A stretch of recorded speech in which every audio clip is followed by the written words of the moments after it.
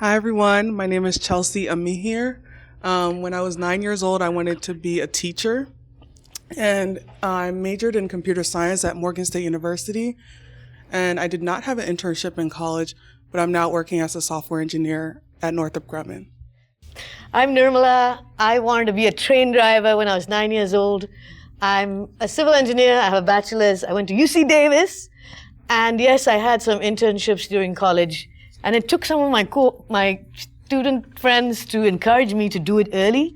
So I'm really glad I did that because I worked for a professor and a grad student on campus. But my senior year in high school, I was cleaning houses. So it was a big improvement, right? So that's me. All right, awesome. Hey guys, I am Tynesha. When I was 9 years old, I wanted to be a doctor. I don't know how I became an engineer, but I'm here.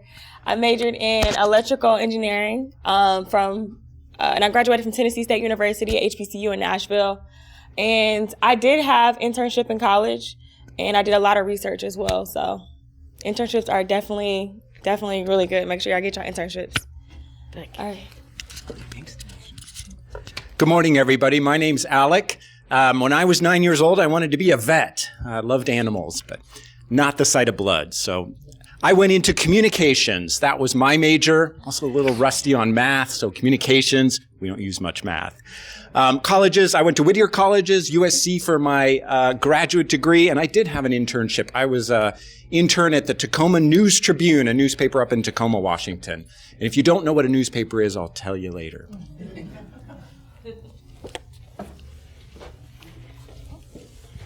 Hello, everyone. My name is Nyla Washington. When I was 9 years old, I wanted to be a marine biologist. My major is chemical engineering, and I attend Cal Poly Pomona. I am a freshman. I do not have an internship yet. That is my goal for this summer.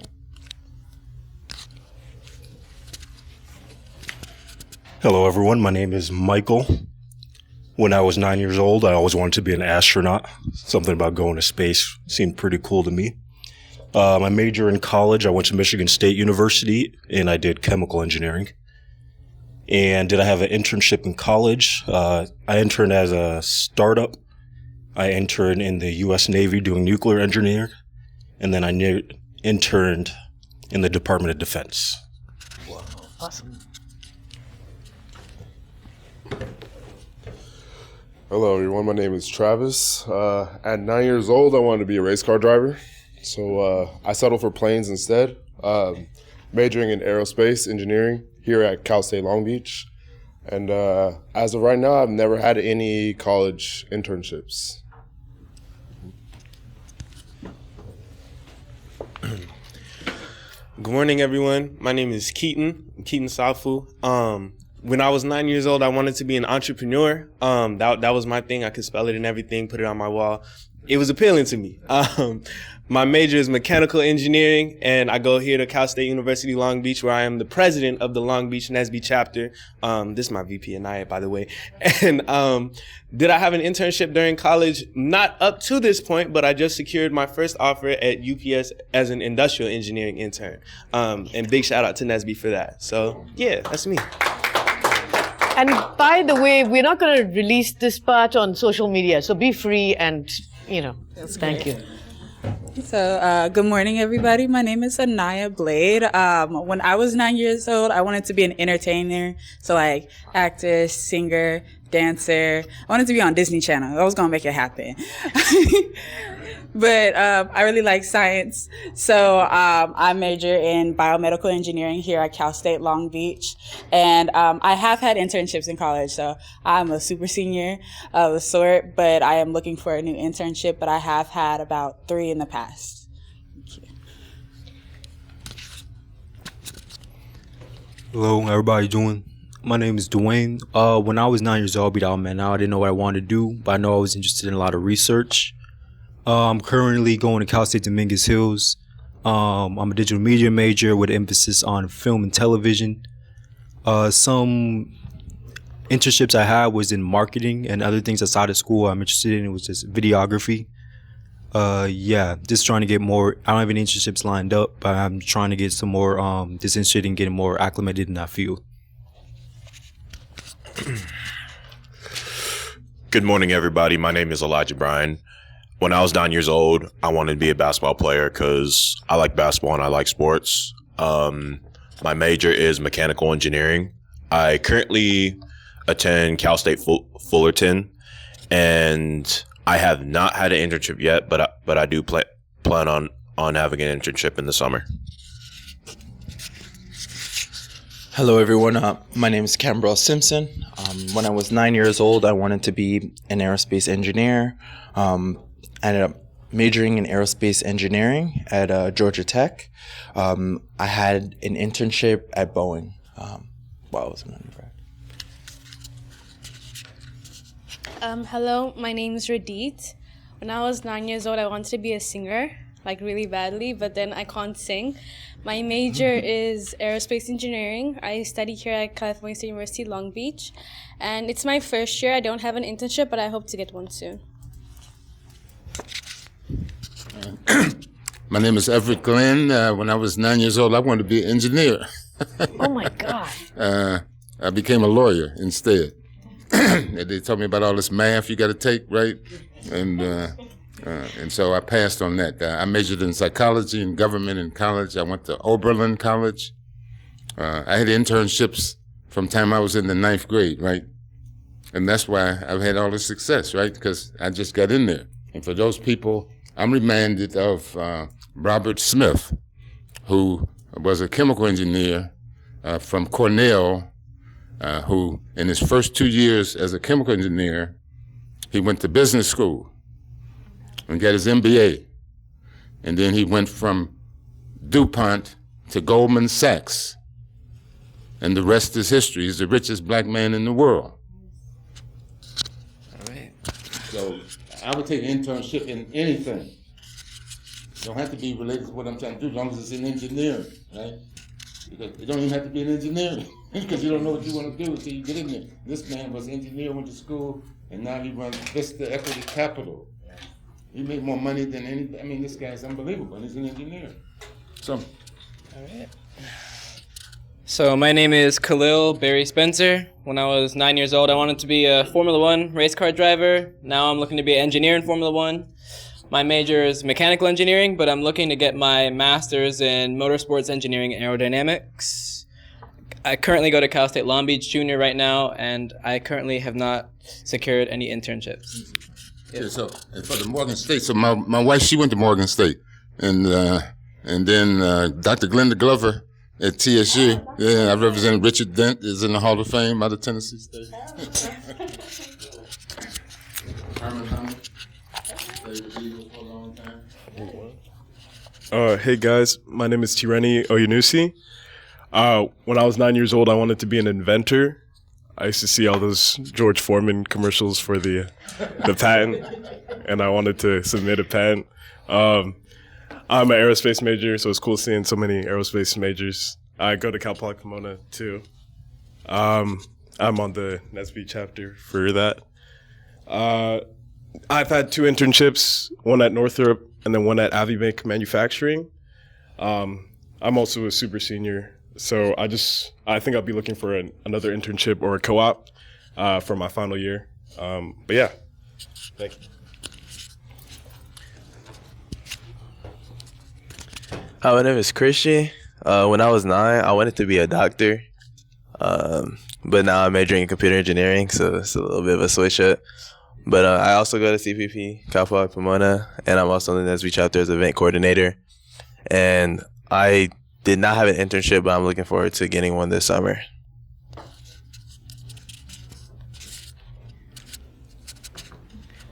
Good morning. My name is Angela Folks, and I'm the Black Student Success Coordinator at Long Beach City College. And when I was 9 years old, I wanted to be a nurse.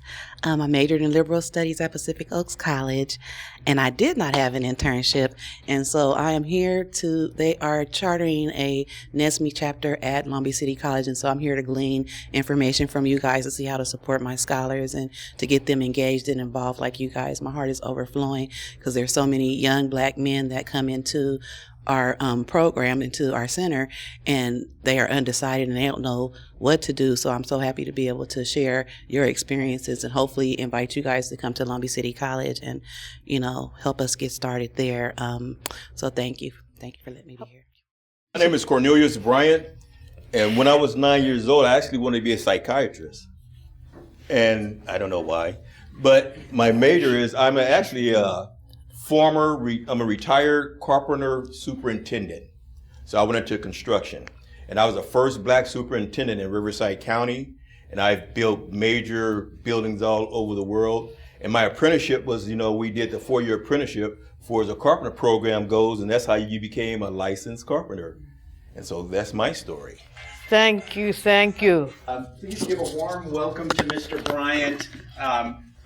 Etiquette, I believe, makes such a positive impact on yourself and others. And when you're in the business world, it's a lot about inspiring and helping others.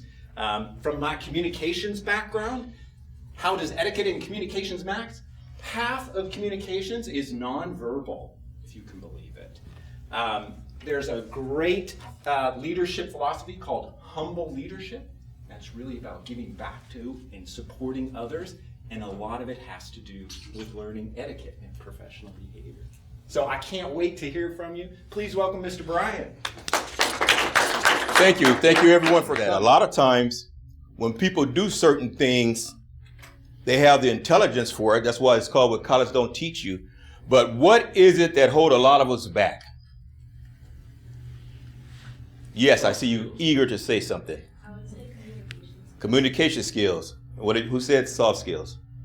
Okay, soft skills. Anybody? Soft skills are the skills that are important to your success, but aren't necessarily like the technical part or things that like daily tasks. It's not like I'm able to do SolidWorks. It's more so I can work with a team. I can communicate my purpose to a group of people that might have different backgrounds than I have, and do that in a way that's both effective and informative. It's the things that you can't necessarily measure physically, but are very important to like how effective you are in your position, in your role, at your job. It's not like the deliverables, it's like how you get them done. Excellent. That was an excellent yes. Yeah, I would say soft skills are like shaking hands. You shake people's hands, and it's like, we call them fish, or like wet, like instead of locking into there, because, shake hands, they don't look people in the eye when they talk to them. They're just doing like this. Everything you do has a protocol, even with shaking hands. So like you said, when you lock your hands, and there's a certain amount of times you go up, down, up, down. That's the shake. So how many times when you lock your hands, how many times do you shake? Name? Angela Foltz, and we shake hands 3 times, I believe. Yes, 3 times.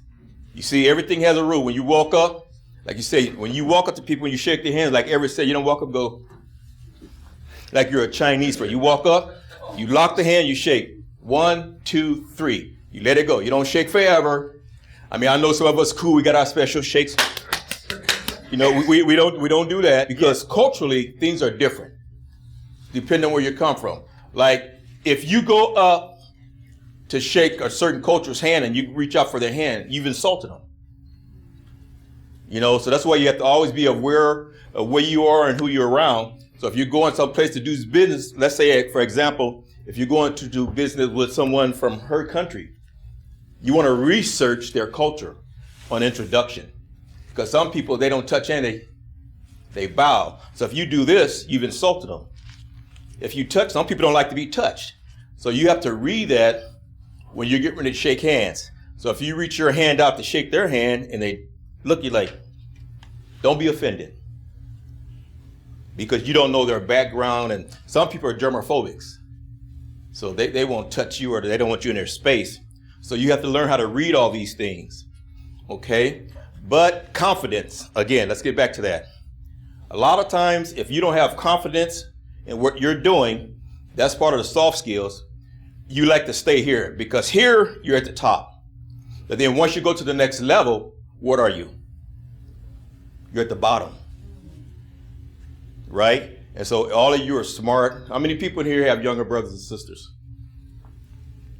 How many of them look up to you because you're smart? Okay, no, really. Because when you're in a certain environment, if you're the smartest one in your environment, you have what? Confidence in life. You have to be ready at any and every time, no matter what. If it doesn't work out, get up and go again.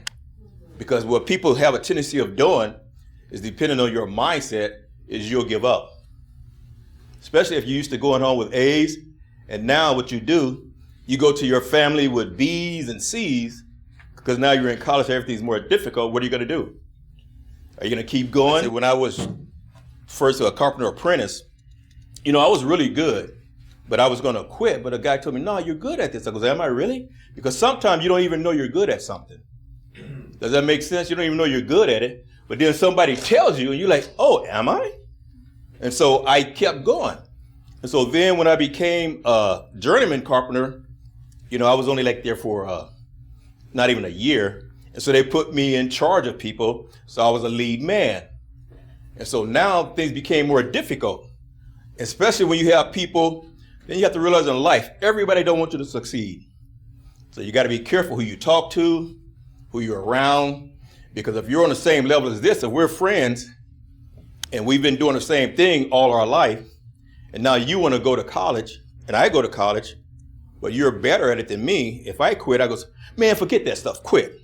So everybody don't want you to succeed. So what happened is I started telling people to do stuff. And of course, at this time I was 22 years old. These people have been in the trade for 40 years. They're like, no, I'm not going to listen to you. I goes, what do you mean you're not going to listen to me? They goes, no, you don't tell me what to do. I goes, what? And so I had to go talk to somebody. Man, nobody does what I tell them. Because two things. First of all, when you're young, nobody wants to listen to you if they're older. Some will, but most won't. And if you're black and they're not, they don't want to listen to you again. So you got two strikes against you. So what do? Huh? Okay, so this one particular time I was running this job. And so they threw me on the job. I get there and I start doing stuff, but I'm really not knowing what to do. And I'm just thinking, wow, I'm this young, great carpenter guy. And so I can just breeze through whatever. And so I go into the meeting like it's just like this. Everybody's sitting around. And then the guy who's running the job, he asked me some questions about stuff. I was like, I don't know. That's why I say somebody answer, and just answer. If you're wrong, at least you're wrong. And he goes, oh. So then therefore you got people just like you looking at me. And he's chewing me out in front of these people. I'm sitting there, I'm like, I'm getting, man, I want to get up and storm out. But then I left, so I went to talk to some friends of mine. I'm like, man, they did this. And you know what they said? Who could give me an answer what they said? You. Stand up. I think they probably told you that you lacked the confidence in that meeting, and it showed up in everybody's perception of you. So they told you to be more confident in your answers. So even if you're wrong, you can be wrong, or like answer the question in a way that would tell people that you can be informed later. Okay, that's a smart answer. But remember I said these are my friends now. Then they laughed at you. No, that's right. But you got to remember what I said about earlier about you got to be careful who you hang around with and who you let feed stuff to you. So they told me, oh, it's because you were black. That was their answer. Sometimes when things happen to us, what's our first response? It's because I'm black, right? And if you do that, what that does, that stops you from investigating the true reason why certain things happen. So I'm like, yeah. But then later that night, I thought about it. I said, you know what? You know the reason why that happened? Who can tell me? Huh? You can? Okay, come on. Me? Okay. Tynesha. So I said confidence. Maybe you weren't confident in your response. So that's okay. why they weren't listening to you. Right. But remember, I was confident. But you know what? You know the reason was? I wasn't prepared. I wasn't prepared. So in order for you to be successful, you have to be prepared. You have to put in the time to do these things and prepare yourself. That way, no matter what happens, your confidence is there. And you'll know if you prepare it good enough that even if somebody says something to you negative, you know it's not out of your lack of preparation. And a lot of times we do stuff and we're not prepared for it. We want things that we're not prepared to receive. And so we set out to do things you're not prepared for it. So when it don't go right, you lose your confidence, you lose all this stuff. And what happens?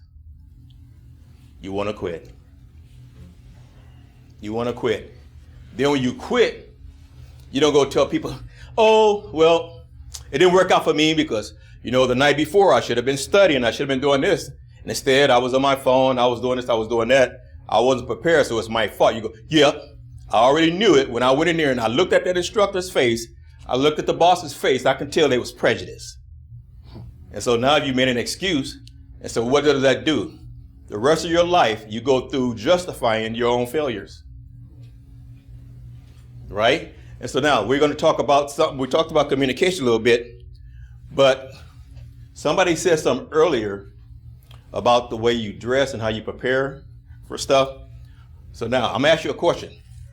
If I was just walking that room right now, you hadn't seen me, you don't know who I am. If I walked in a room, I walk cool. So what's the first thing you're going to think? Somebody. Stan, yes? Rennie, are you Lucy? I think you're like a boss of some sort, like an executive with the suit. Uh-huh. So what is that? That's a first impression, right? And that just goes to show you that you can look at something and your first impression, that's what's count. Because now your mind goes to all these different levels. He's a boss, he's this, he's that. But it's not, oh, he's just some guy. When you're doing stuff out in public or anything in a job profession, people want to know that when you go out there, you represent what? The company. And certain companies, like you talk these big companies, they have an expectation of their employees to carry themselves a certain way, to do certain things a certain way. And so when you show up unprepared in that manner, it's already giving them a message that it's not important and you'll be a bad employee. You need to have clothing that suits what you're doing. If you're not out there making multi-million-dollar deals every day, you don't need to spend $20,000 on a pair of shoes, right? So then that way when you go places, you're presentable. You're blending in with the environment. In other words, if everybody place you go, they're wearing suits and ties or jackets, you have it on. You're prepared, right? And then not only that, you're what? You're confident. See, confidence is supreme. When you're confident about stuff, you walk and it shows it. The way you walk in the room, the way you do this stuff, it shows it. Then you don't realize as soon as you step through that door, people are already looking at you. Yes. So, Nirmala, so one of the events, Alec and I prepped the 6 students we were taking to meet these general manager types. And when you're prepared, it's not like, okay, you're not doing something bad.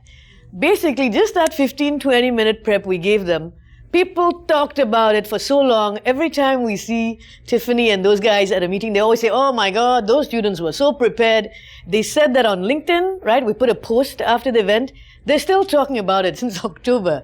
And every time I see people who at that event who met the students, 2 are from CSU Long Beach and USC and like 4 universities, they talk about that. Oh, those NSBE students came so prepared, so they are noticing and they're commenting on LinkedIn and they know that you were there. So what a difference just a little bit of preparation makes. Right, yes. So I got 2 for you. Alec, biggest regret. It just happened. So this is really important about names. I'm so glad you mentioned that. I was on a Zoom interview trying to get a contract with an agency. I'm in the water business. Municipal government, it's a little different. The admin is getting me ready, and I thought she said her name was Susan. And I like to use people's names again and again. Oh, thank you, Susan. Thank you, Susan. I get up to the panel interview, and they say, so glad you got to meet Ziana. I was calling her the wrong. I didn't get that contract. Names are incredibly important to people. And in Zoom, it adds this other weird thing I can't hear so well. So be sure you're kind and you make sure to get the person's name pronounced correctly. It's also in journalism. How do you spell Al Smith, right? Smith can actually be spelled so many different ways. And so in journalism, you at least want to ask, even if you assume you know how to spell it, could you please spell your name for me? And then the second one I wanted to go to, outfits. Again, water. I go to 5 award banquets. Like when you get to the higher levels, it's like everybody gives each other awards. It's a wonderful thing, actually. So I go to a lot of awards. I bought a used tux from Friar Tux. And that was 5 or 6 years ago. It was $200. Best investment I've ever made, because that, like he said, people say, wow, that is a sharp looking outfit. You don't have to wear a bow tie with a tux at all times, particularly the styles that you pick. It's definitely a worthwhile investment. You can find those slightly used. They're in fantastic condition. So at each level, you can't be afraid to make new friends. You know, some people say, oh, well, if I'm not their friend, I won't have any friends. Right? No, you got to make new friends. You got to be not afraid, because as you move up in the world and you want to do better things and you want to grow, you have to have people around you who wants to grow too. Because if you want to do certain things and they don't want to, that opinion, if you stick with it, you're going to stay here. Then when you get old like me, you'll be like, man, I remember back then I had an opportunity to do this and I didn't. And where would I be now if I took that opportunity, or if I got rid of those friends? So it's so important, like you said, about your friends and who you hang around with. But what you want to do, you want to always use intelligence and know the situation. And don't be so, I need to say something, but I don't want to say the wrong thing. Don't be so sensitive. And a lot of times, it's people don't even know it. I mean, because if you act a certain way with certain people, you know, like, hey, well. And so then you go say the same thing to this person, but it hurts them, but this person, they don't care. So you're used to being around this person. This is my friend group. What's going on? Yeah, you know. But then they think everybody's that. And so what they're actually trying to do, they're trying to be friendly or whatever the case is. And they say it to you, but now you're offended. You're hurt. And for 5 hours, this is all I can think about. Oh, because we all have certain insecurities, right? But we're not going to ask anybody to tell us that. But we all have certain insecurity. We have things about ourselves that we don't feel good about. And so we could see something in a different situation and nobody can even say anything about it. But then our insecurities kick in and then we feel like this person is doing something to us or something like that, you know. And they didn't do nothing, they didn't say anything, they have no clue what's going on, and you're, and now you don't like them. You ever came across some people and you said, man, I never did anything to them. I don't know why they don't like me. You ever had a situation like that? You're trying to figure out why does this person like me? I mean, I've never done anything to them, but they just don't like you. You can tell it they don't like you. They see it goes, and they walk away. So that means they don't like you. But a lot of times, things that you can do from your own insecurities that can cause you to be uncomfortable in a situation, cause you to lack confidence in a certain situation, right? So let's say, for example, look at me. I'm follically challenged. All right, this young man just walks in here with all his hair, right? So I can easily say, man, he knew I was gonna be here, so he just combed his hair that way just to show me off or something like that. You know, so what you're doing, you're letting your insecurity, even though I'm not insecure about it, but you're letting certain things that bother you about yourself, you're letting somebody else look or anything cause you to feel bad about yourself because of it. And so now when the times come around, you know, if you feel that way, and so I'll come around here and I'll talk to everybody and I get to him, I'll skip him and go to somebody else. You know, just little stuff like that. And we do it sometimes. Unintentional, but sometimes we do that. Then people are like, oh, like you were saying about the guy you came and shook his hand and talked to him, but you didn't the other guy. So, you know, it could have ticked him off or whatever, or maybe people always do that. Maybe they always go to that guy and talk to him. This guy feel like, hey, you should have talked to me too, because we're partners in this business. He's 50, I'm 50, so you talk to him, so you're showing him more respect than me. But it could be something within him, you know, a certain insecurity in himself that you don't know, but you still didn't get the job. So, all right. So what's next on it? Cornelius, can I? Yes, please. So thank you for bringing this up, and I'm Nirmala again. So many points you resonated so well because the fact that you're all here means you want to learn something about life skills, leadership, and etiquette. Some might have seen this and said, oh, what am I going to learn from this thing? The fact that you're here is already good, right? Because you want to make yourself better, right? The sensitivity thing and communication, and I've been bringing this up a lot with even my own chapter. I'm hardcore, okay, as you might have noticed.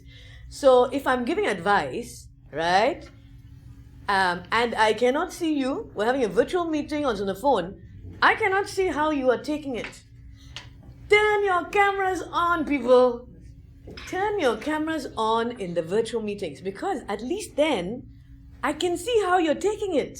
And I'll have an indicator that, hey, I'm being too hardcore, right? Because I'll see you flinch, I'll see some movement, right? If I can't see you and you're taking it badly, I have no indication.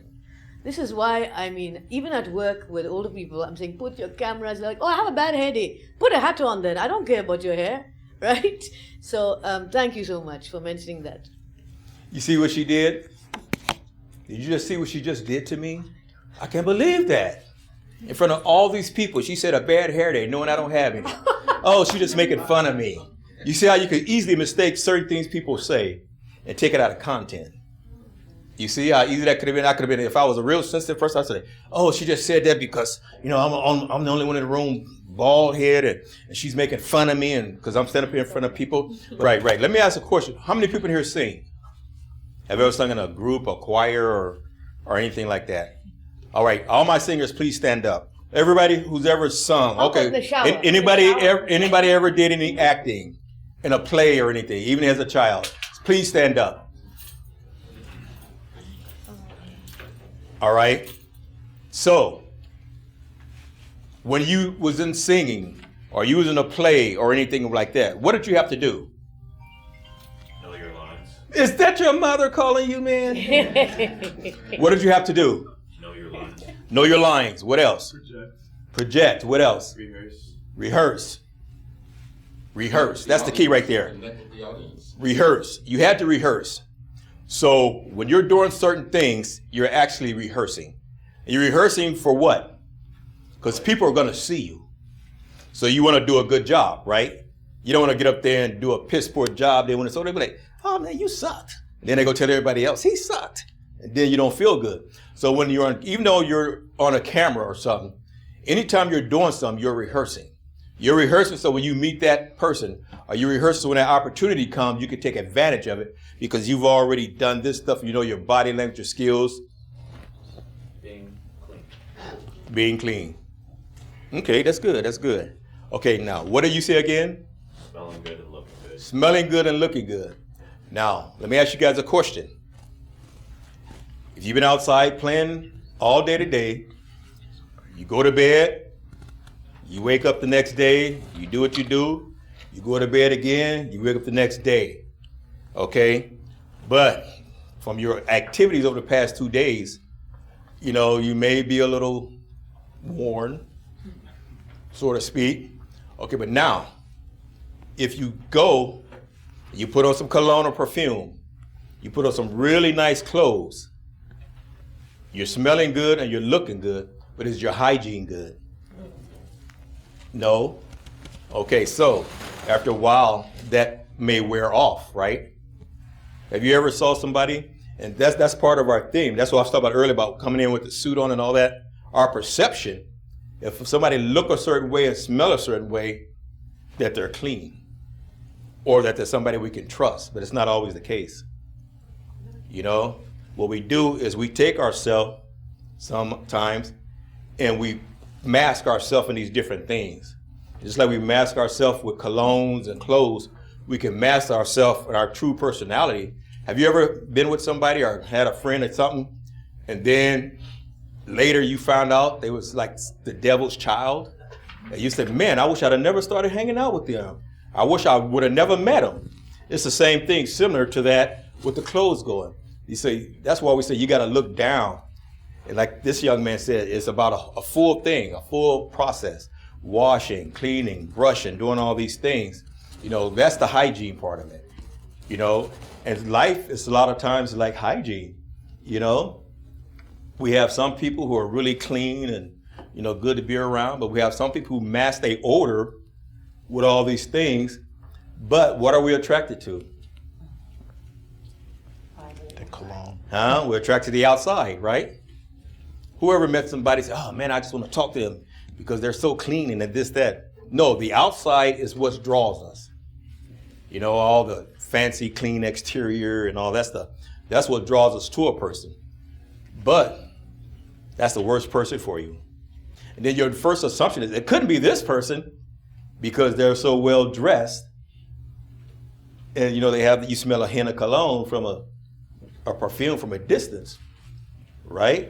And so that's never the person you assume. That's not in life sometimes. The person you never assumes is the worst thing for you. That's that person. When you go in there, the best thing for you to do is ask about the requirements for the job. Not only how much you're going to get paid, but, are we allowed to do this or will to do that? Can we do this? Is this okay? Is that okay? Is this house still okay? You shouldn't have to. But the thing of it is that I don't know if you ever saw some people and they look like they just got up and rolled out of bed, didn't do anything to their hair, it's here, it's there, it's everywhere.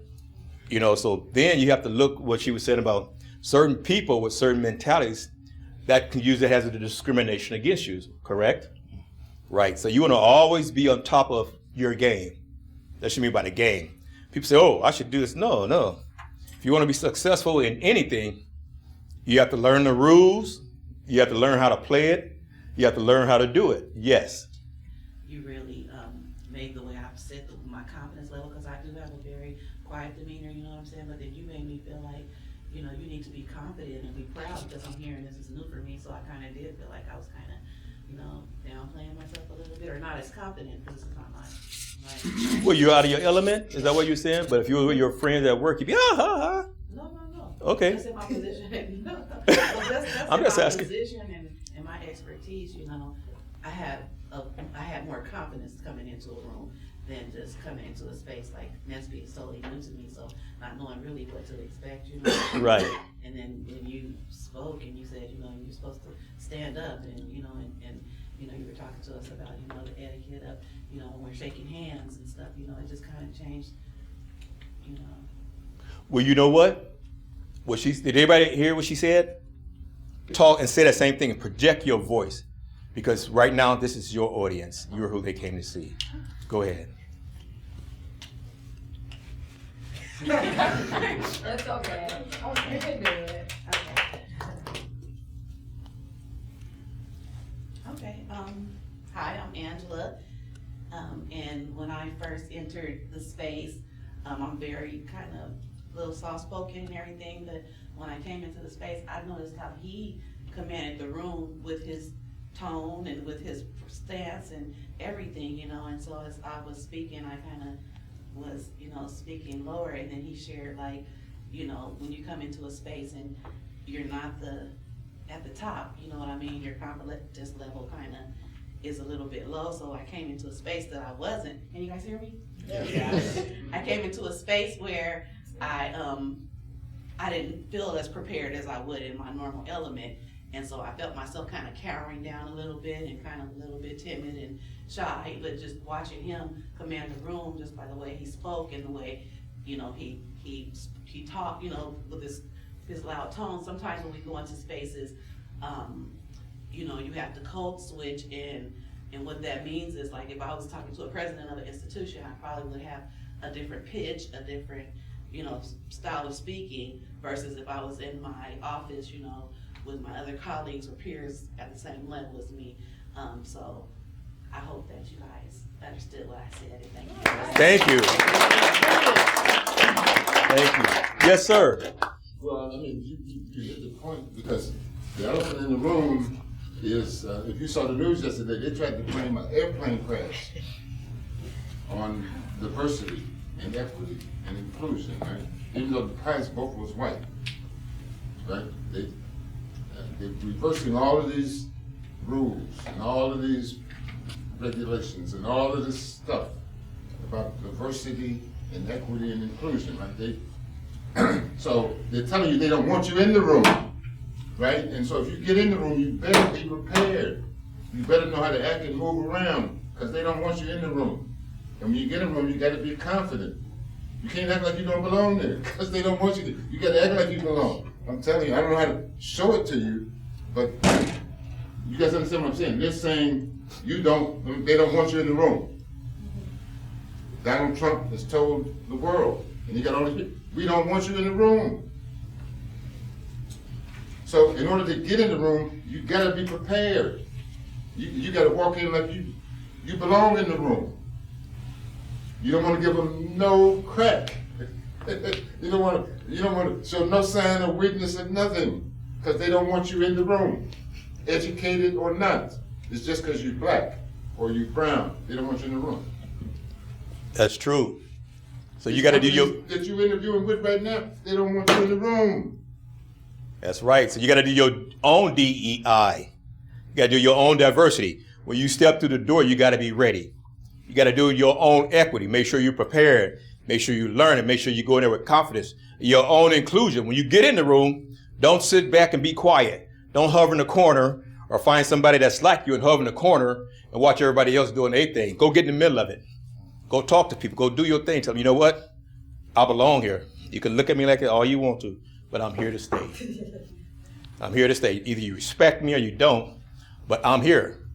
And don't walk back out the door and drop your head. From the time you get up in the morning to the time you go to bed at night, always think, what can I do to make myself better? Learn from everything. Learn. If somebody treats you bad, learn from it. Don't get down on yourself. No matter what it is, learn from it. Everything in life is a lesson to be learned. That's why it's called life skills. Because, you live and you learn good things, bad things. You see good things, bad things. But your mind and your soul, the eyes, is what are you going to take into it that's going to affect you long term. What are you going to feed into? How are you going to feel about yourself once you go there and you know you're qualified more than anybody there, but you don't get the job? What are you going to do? Huh? Yes. My point is these life skills and these soft skills, they're going to prevent you from getting even in the room before they even, just because again, they're looking for reasons to keep you out of the room. And so if you walk up to one of these white guys and you just have to shake his hand and you be like a wet fish, you ain't gonna get in the room. There's a million people, there's always a million options. You can go with anybody else, but there's only one me, there's only one Anaya. And I bring something different to the table that nobody else can bring. So then we went back to the conversation about like code switching or like, playing the long game. And there are times and space for that. I think like it's learning those different spaces that's gonna be like important in coming into your career and like the profession, but it's always also learning to be comfortable in the space. Like I don't wanna be in a space where I don't feel valued. And if I constantly have to code switch or I can never like be myself, my professional self, then that's not a space that I value or that I wanna be in. So I think researching companies and like the culture and the community in them is also very important when you're looking for a job, because that tells you how you see yourself and how you see your future. Yes, but what did you just tell us? That we have to acknowledge that there's a professional side of us and there's a personal side of us. So we have to always know which is which, and don't get them confused. Don't go into your profession thinking everybody should treat you and do like in your personal life. And vice versa. Don't go your personal life. I think it's professional when to boss people around. But you always have to know the difference and respect whatever you're at the time. If you're at work or you're doing your profession, be professional. If you're at home or something like that, then you'll be the relaxed person. Don't let them cross over, because then you'll get confused and people won't like you. It's because with meetings, it's like sleeping, eating, and then meetings. It's like 20% or more of your business life. And as you rise up, it'll be 100% of that executives. So the world needs fewer meetings and better meetings. And what I'm going to try to do is help you walk through. And I think this will bring everything together that we've been talking about. Because one of the things that's really important to me is people in business. It is a two-way street. That leader better be pouring into you their wisdom, their support, their knowledge, their encouragement, and in return, you can give back. You can actually help that leader a lot, and we'll get into that. No, I'm good. I like to dance around a lot. So we'll go over 4 practical areas in business. A lot of things break down into these protocols, as Cornelius said. Meetings, protocols, man. Roles and responsibilities. So you probably know this from many of your college meetings, some of these best practices. Agenda. I'm also, marketing people, we love to do fancy things. Sometimes too fancy for our own good. She thinks it's been broken. So just as Cornelius said, preparation, man, all the work should go into this agenda because this is what you want to come out of your meeting. So if you're responsible for that, you want to have it broken down how much time each topic will require. You want the goals and outcomes. What is the purpose of this meeting? You don't want your team saying, man, this could have been an email. What are we all doing here? So it's really important, this concept we've been talking about of preparation. The next one is when you walk into a meeting, you want to assign a note taker. Many people take notes themselves, but it is important to have an official note taker. Because when that meeting's over and you all leave and you go, well, did anybody take any notes? Then all that knowledge, all that information is lost. Sometimes it's good to assign a timekeeper. So roles and responsibilities, agenda, note taker, timekeeper. Because when you're in our world, we have what's called a hard stop. Like here, we need to stop at 12:30. That's our hard stop. And that executive is gone. So that agenda must get through in that amount of time. Preparation, even for you as an entry-level worker preparing for that meeting, what questions, what topics do you want to get into? If you're a leader, ensuring everyone participates. Seasoned pros, what else do you think or comes to mind as a really good meeting best practice? No, I'm so glad you said that because we're all different, right?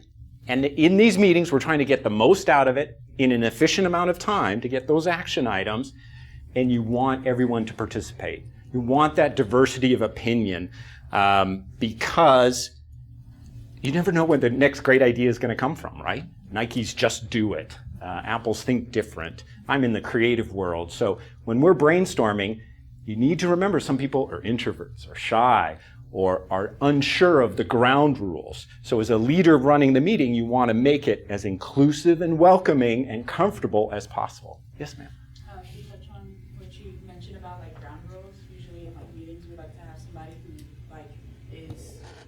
role is to follow parliamentary procedures, just so that like they address the ground rules first, or like they make sure that the meeting does keep time, so like a conversation doesn't extend through the entire duration of the meeting, when it could have just been a point in time, and then we say like, hey, let's table it, move to the next topic, and then also make sure that we keep the like conversation as respectful and as like involved as possible. Oh, I'm so glad you said that. Yeah. I was going to say, in addition to the action item taker, like itemizing the actions. So a large task might be like to plan this event. What all goes into planning this event? Getting the speakers and getting the room, and et cetera, et cetera. So I think sometimes things are not done because those items are not accounted for. So that would be helpful. And then if you have a task tracker, we're seeing a lot of that in the industry now, like Jira and a bunch of other stuff that people are using to keep track of their deadlines and like send reminders to people. Yes, that's great. I call that sometimes chunking. It can be really intimidating to look at building a new fighter jet. So you just break it down into smaller components, and that helps you and your team. That's such a good point about parliamentary procedures. Does everybody know Robert's Rules? Heard of it? So in my world, in the municipal world, meetings must meet Robert's Rules of Order, and they are very specific, and we just need to memorize them. That's the other thing in business, is a lot of things you just need to memorize. So in my political world, we need to memorize Robert's Rules of Order. That's how a city council or a municipal water district is going to run. Everyone in that group needs to have those same rules and operating rules in their minds. So we saw a great organizer of a meeting, Nirmala. Great help. It's always good to start with an icebreaker, right? Like she did. That helps warm up the room. Yes, sir. What are Robert's rules? Robert Rules of Order, you can look up online, and they are specific things of how a chair will call for a motion and a second and then a vote. And then it'll ask for absentees or non-votes. What do you call non-vote? Abstain. And votes no. So in our committees, in our water world, even our non-political world follows Robert's Rules of Order. A chair can never make their own motion. That's one example. But it's out there on the internet and is a very specific thing. So if you're going to my municipal world, you're going to want to learn that one. Well, you're going to learn that regardless. I mean, that governs, like even city councils and all these folks, they have to follow Robert's rules. So how the whole meeting is set forth in Robert's rules. So how you can speak, this other kind of stuff. So yeah, you want to grab Robert's rules and get an abbreviated version just so you know. Yeah. I love it. And that's, never hesitate asking.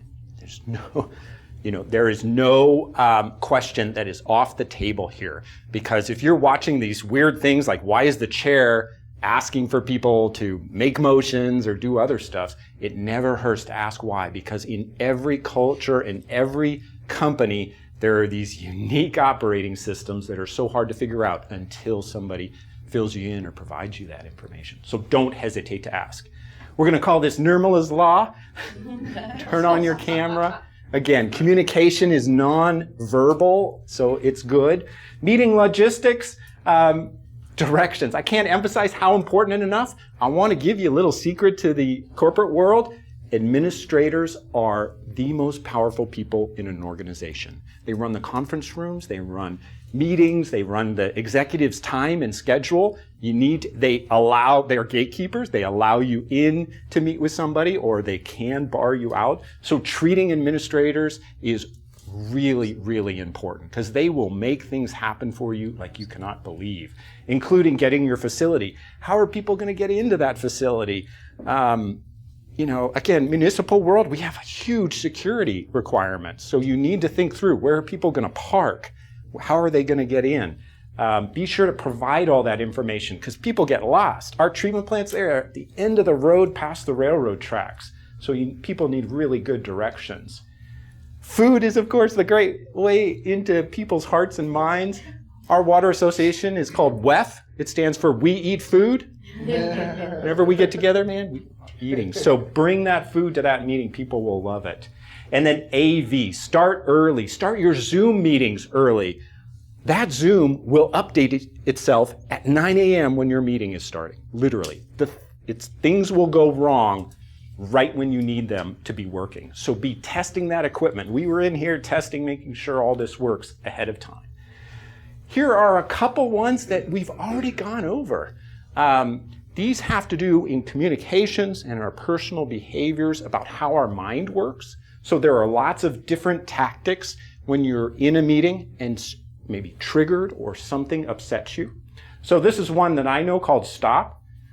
So the first thing, if somebody tells you, Alec, man, your social media campaign sucked. You're going to stop. You're going to take a breath. You're going to observe the situation and compose your thoughts. And then you proceed. Because in our minds, we have that old, ancient just reaction of fight or flight. Our body is literally trying to protect us. And it's a professional setting. We just need to take a moment, take a breath, and you can make much wiser decisions. But these are all things Cornelius just talked about earlier. Take that time. It'll make such an incredible difference because people will piss you off.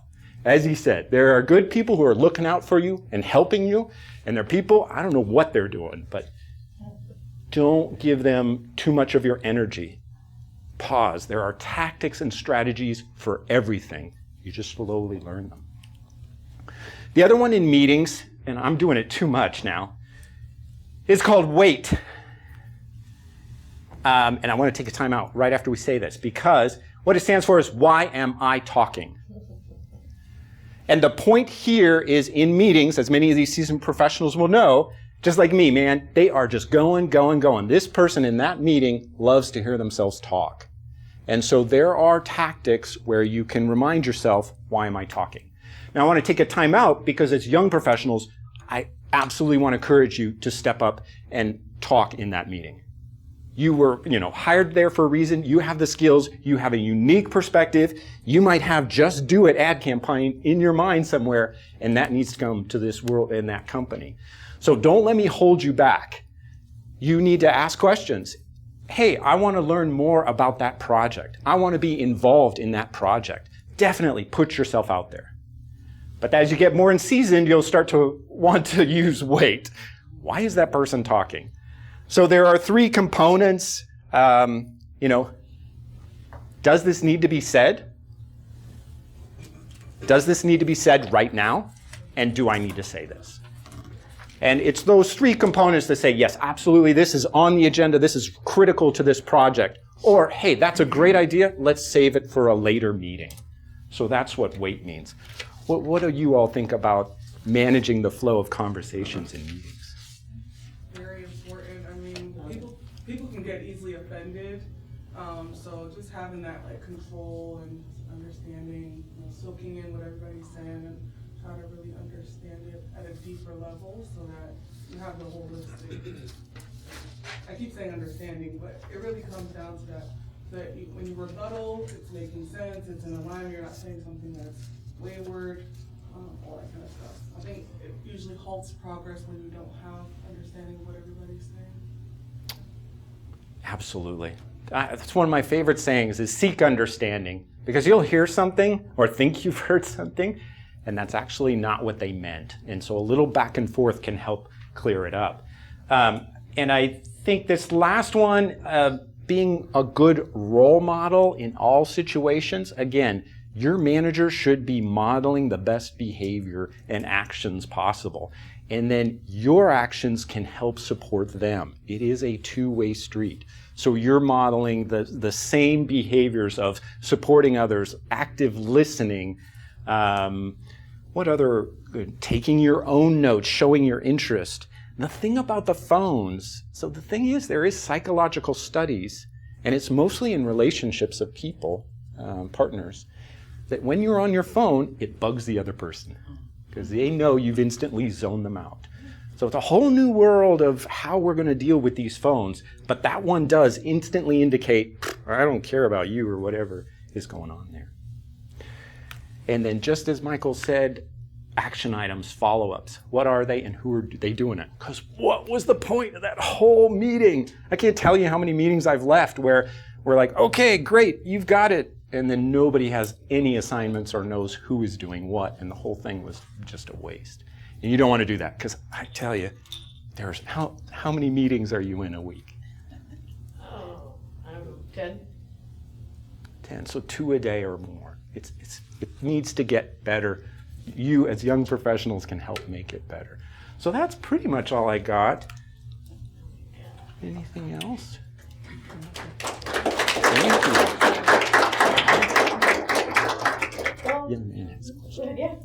Yeah. So, Khalil, how do you respond if your other team members are not very engaged in your meeting? Well, I'd open up to that audience. What do you guys think? Go ahead. So I take this from different perspectives because I've been in leadership positions for different things. I've been in NSB and also my sorority, so I've been in multiple meetings and even with my job. So usually when people aren't responsive, then I'll be very direct with the answer, the question that I'm asking, and then I'll direct it to multiple people.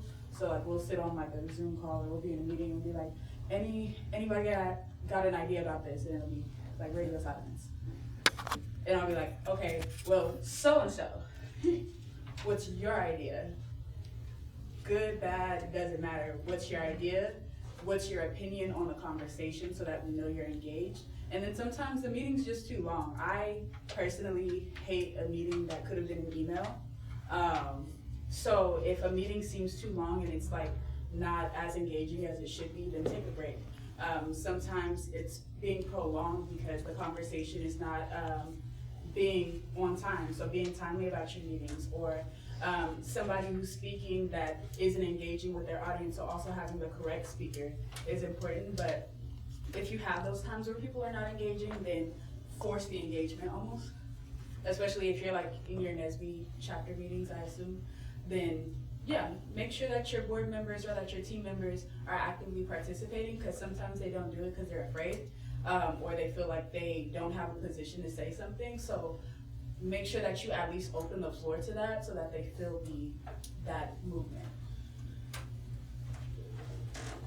I think also like in-person meetings, I think we found on the board of our NSBE chapter, like when we have e-board meetings on Zoom or Teams, it's kind of hard for engagement because it's so easy to just start looking at your homework assignment or just go to the next room or just look at your phone, and then before you know it, it's like, oh, you missed like all the meetings. So, okay.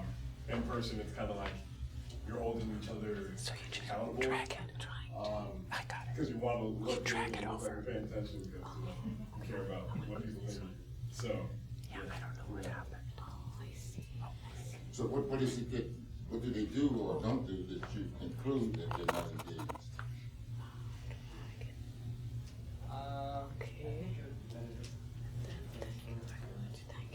Well, no, I'm just saying, you're saying people are not engaged, that's an opinion that you're drawing based on what they're doing or not doing. So I'm saying, what are they not doing or doing? Do they don't have their Zoom on? That's probably.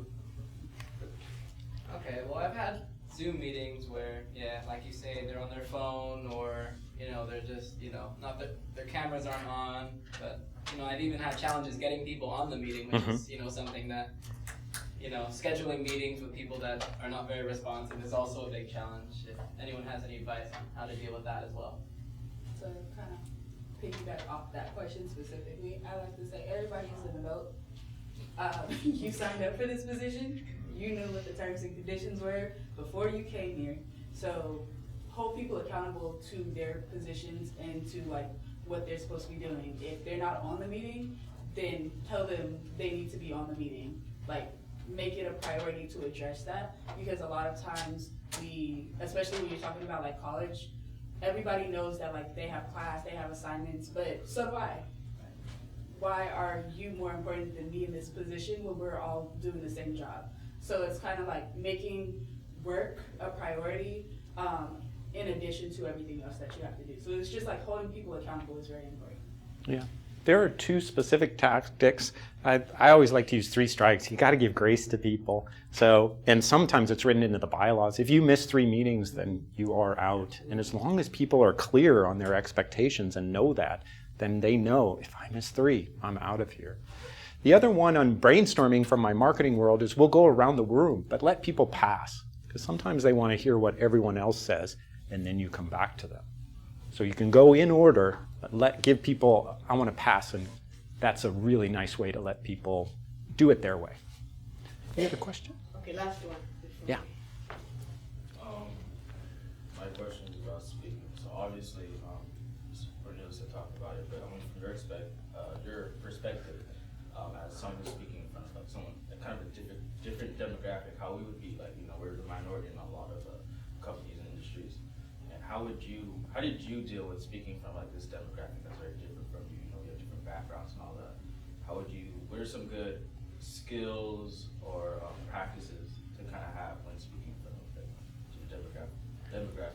Absolutely, man. We're here in Los Angeles, right? This is one of the most culturally diverse places, and I work in government and communications. So I think we are all on the same thing as preparedness. So understanding as much as you can about that organization. So I follow and have been involved with NSBE events for many years.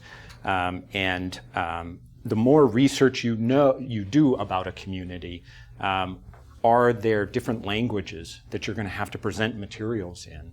Are there cultural things? If you go into Hacienda Heights or into the San Gabriel Valley, you should know some Asian or Chinese customs.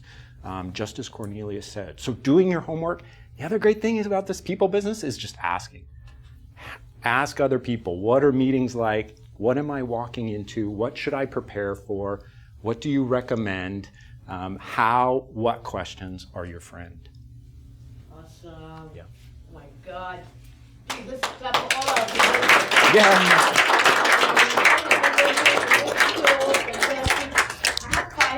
More slides just to talk about follow-up stuff, but I have to say, I wish I had had these speakers when I was younger in my career, right? Because I mean, I hope you found it also valuable. I mean, I still found a lot of it valuable, which I can apply now. But you know, I used to be shy, believe it or not, when I was younger, right? So just things about projecting your voice and you know how to be more comfortable. Buying that suit early, so when you go to the interview, you're not all uncomfortable. Anyway, what Cornelius said, prioritize what you want, you know, talking about finances, you know, stop thing about his weight, why am I talking? So, I mean, oh my gosh, it's so valuable, thank you so much. And Emmanuel has been recording the whole time, so I want to give each of our presenters and sponsors some Chinese shirt, a nice t-shirt.